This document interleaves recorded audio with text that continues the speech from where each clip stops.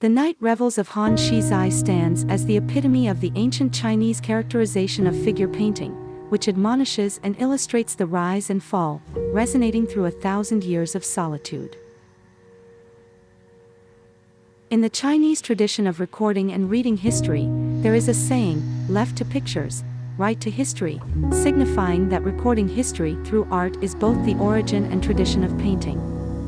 It captures the ebb and flow of life, reflects on the past, and laments the solitude of those who have departed from the temporal trajectory, presenting it all through an aesthetically pleasing style, giving history a sensually intuitive form. The fascination with the Night Revels of Xi-Zai is primarily focused on the historical background that gave rise to this painting and its documentary value in recreating historical scenes. Xi-Zai, born into a prominent northern family during turbulent times, entered the Southern Tang court through a twist of fate. However, due to conflicts with the north, the Southern Tang emperor was suspicious of ministers from that region. In his frustration, and for self-preservation, Han squandered his fortune and led a dissolute life, demonstrating his complete lack of interest in power and the political situation. In the stormy historical process of the Southern Tang, the emperor respected Han's talent and lamented the feasting scene he created to show his disinterest in officialdom.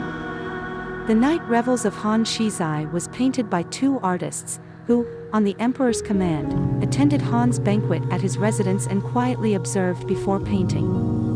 The artists understood the emperor's concerns and Han's sadness, capturing it all in the painting, subtly resolving the conflict between the two. The painting still retains the measured demeanor of the literati. Each appearance of Han lends a rhythm to the scene, bringing an aesthetic restraint. Across the 5 scenes, no matter how complex and colorful, Han's every move, every glance, every smile, and even his final upright stance, all convey an inner melancholy that resonates with the 1,000 years of solitude, in the rise and fall. And in the admonishing reflection of the Night Revels of Xi-Zai, it showcases the interplay of human nature and political fate.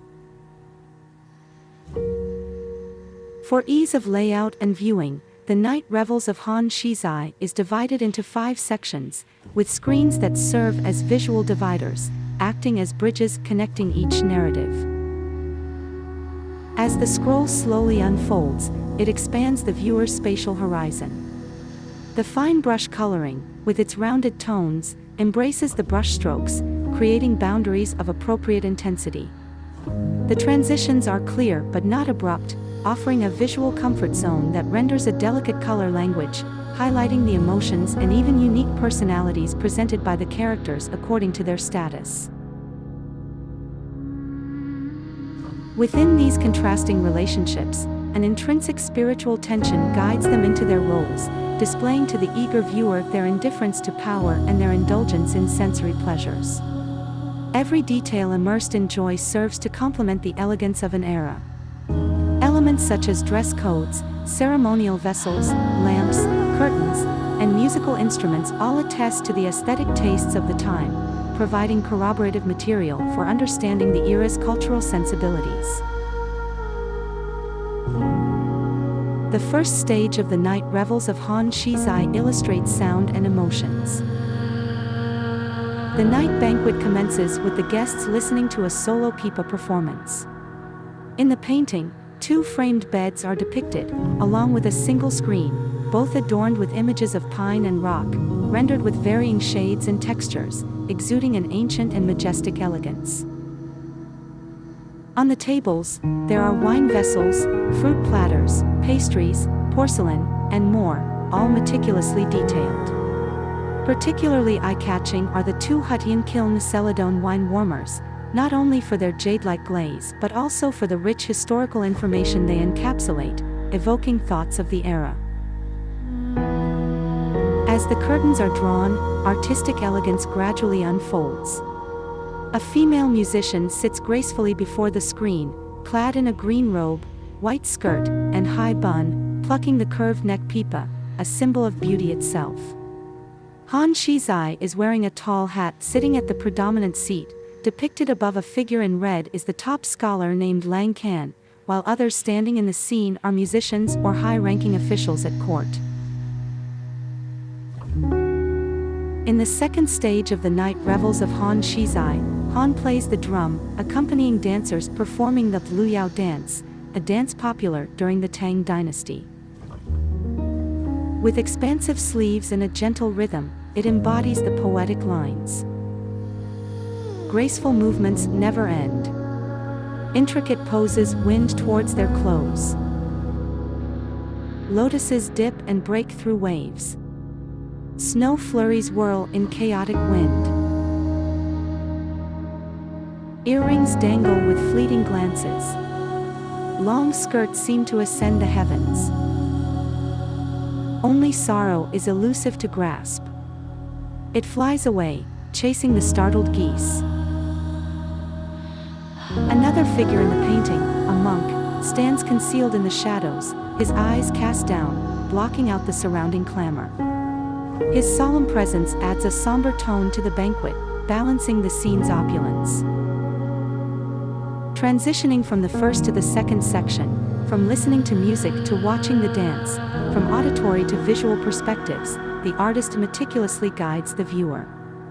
This unfolding aesthetic experience gradually diminishes the tension brought about by the power dynamics at play. As the night deepens and the banquet takes a pause, the guests take a momentary respite. The artist captures the moment of hand-washing, elongating time, and introducing a relaxed brushstroke. The central figure, Han Xi-Zai, sits on the edge of a bed, seemingly jesting with the women around him, yet maintaining his dignity. The room's furnishings, like the black tea table and the upright candlestick, exude an atmosphere of solemnity and simplicity. Here, the artist shows us Han's composure, his ability to navigate power dynamics with grace and land safely amidst political whirlpools. The scene is tranquil and aesthetically rich, even though each character treads on treacherous waters behind the serenity. As the banquet nears its conclusion, the atmosphere shifts from exuberance to a more subdued, contemplative mood. The haunting notes of a bamboo flute fill the air, played by musicians lost in the throes of art. The host and his guests, their countenances relaxed, assume postures of leisurely repose. The end of the feast is nigh, and as the music fades, one is reminded of the timeless truth: all good things must come to an end. In the last part of the painting, the guests, each in their own unique manner, prepare to take their leave. The host, gripping a drumstick in one hand, extends the other in a solemn, palm-up salute, a final, dignified adieu.